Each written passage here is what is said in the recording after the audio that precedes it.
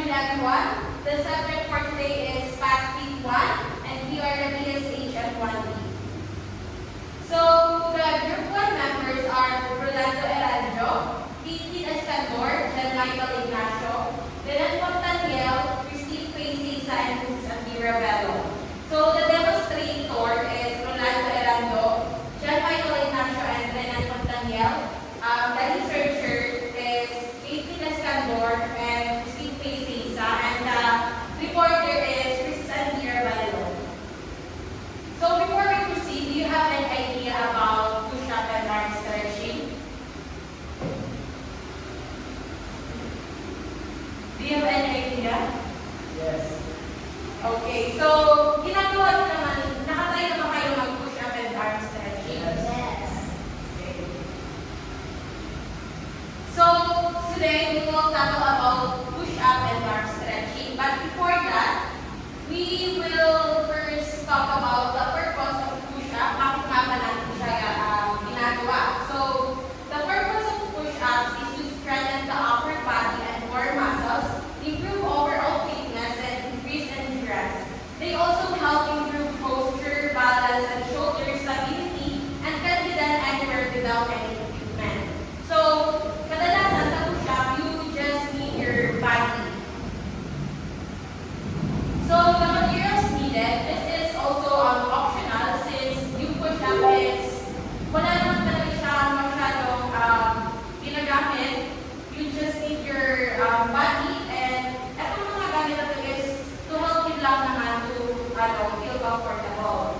So, yung push-up board is used to improve push-up form and target different muscle groups. By changing the hand position, it helps work the chest, shoulders, triceps, and back more effectively. So, it also reduces wrist strain, provides better stability, and adds variety to your workout. So, yung yoga mat provides a comfortable, non-slip surface for exercise. It helps improve balance and stability, protects your hands and knees from hard floors, and makes workouts like push-ups safer and more comfortable. So, we have two types of push-ups. So, for boys, iba yung tawag, and for girls. So, for boys, we call it standard push-up, and for girls, it's knee push-ups. So, the procedures for boys, by the way, this is the standard push-ups looks like. So, first is place your hands on the floor, shoulder width apart. Second is extend your legs straight behind you and keep your body in a straight line. Third is tighten your core and move slightly forward. Fourth is bend your elbows and slowly lower your body until your chest is close to the floor. Fifth is push your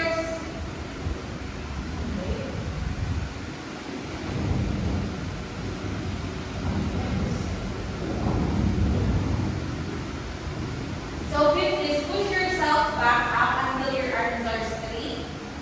Lastly is repeat the movement for the required number of repetitions while keeping good form. So this is what knee push-up looks like. So for the procedure is first kneel on the floor and place your hands shoulder width apart. Keep your body in a straight line from your head to your knees. Tighten your core and look slightly forward. Fourth is bend your elbows and slowly lower your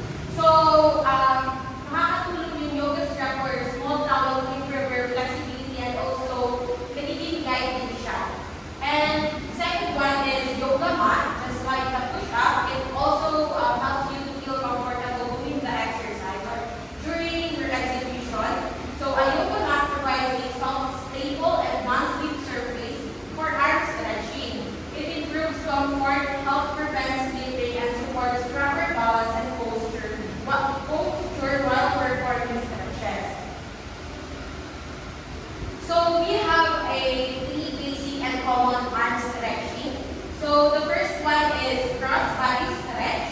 The first one is cross body stretch. The second one is overhead tricep stretch, and lastly is the behind the back stretch. So this is the stretch that we use during zipper test during our academic. So the procedure in cross body stretch is stand or sit tall, bring one arm across your chest, use the other arm to pull your elbow gently toward your body. So nakuha naman, di ba? Yes. So and the procedure for overhead tricep stretch is reach one arm up to the ceiling, bend your elbow so your hand goes down your back. Use your other hand to gently press that elbow down. And lastly, the behind the back stretch. Place both hands behind your back and clasp your fingers together. Pull your shoulders back and push your chest out to feel a deep stretch.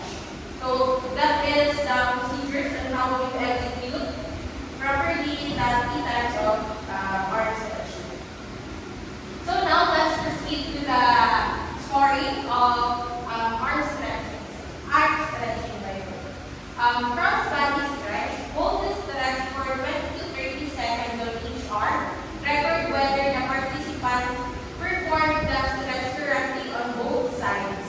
If measuring flexibility, measure the distance between the elbow and chest and record the result or rate it using a scale such as excellent, good, fair, or needs improvement. So in overhead tricep stretch naman, hold the overhead tricep stretch for 20 to 30 seconds on each arm, so left and right arm.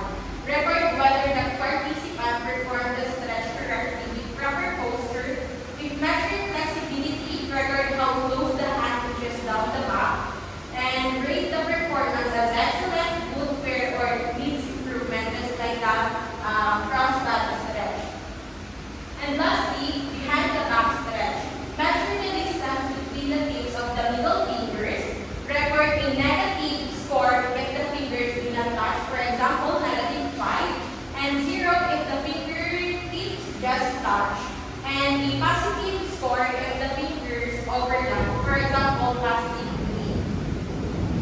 So that's all. I hope you learned about push-ups and arm stretching. Do you have any question or clarifications? Okay. So what is the 2 main topics of our presentation?